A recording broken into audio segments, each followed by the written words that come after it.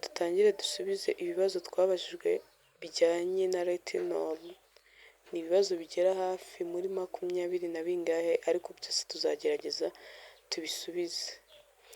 Nari narakoze video yose narayifashe ndayibura, rero ubu ngubu ngiye kujya mbibaha ari ibice bice nyine buri munsi.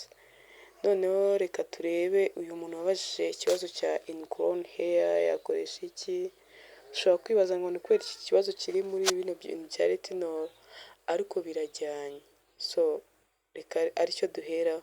Ubundi ingrown hair ni iki? Ingrown hair ni imisatsi ikura aho kugira ngo izamuke bisanzwe uko tubizi imisatsi ikura izamuka, ahubwo yo irihina igasubira mu ruhu, noneho bikaza gukora igiheri.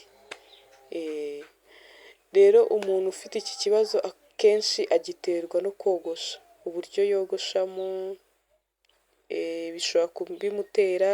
Nyuma yo kogosha ntabwo isuku yakoze skin care aho hantu, n'ibiheri bishobora kuza ku myanya yacu y'ibanga, biraza cyangwa bikaza mu bwanwa cyangwa bikaza aha inyuma y'umutwe. Rero ikintu wakora ni uko wajya ukora skin care buri uko urangije kwiyogoshesha, ukahita ukoresha after shave. Natwe abakobwa twayikoresha ntabwo ari iy'abagabo gusa. Ikindi kandi ukajya wibuka gukora exfoliation kuko igufasha gukuraho dead skin cells, mbese ya ma cells yapfuye hakazaho cells zindi nshya, nabyo birafasha.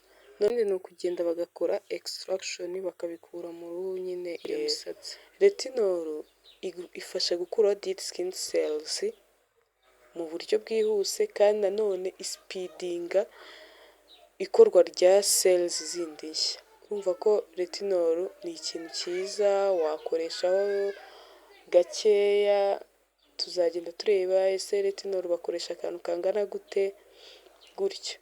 Rero nayo ishobora kugufasha cells nshya zigakorwa, kandi n'aho hantu hamaze kuza ibiheri ukazana kandi kabiri kameze neza.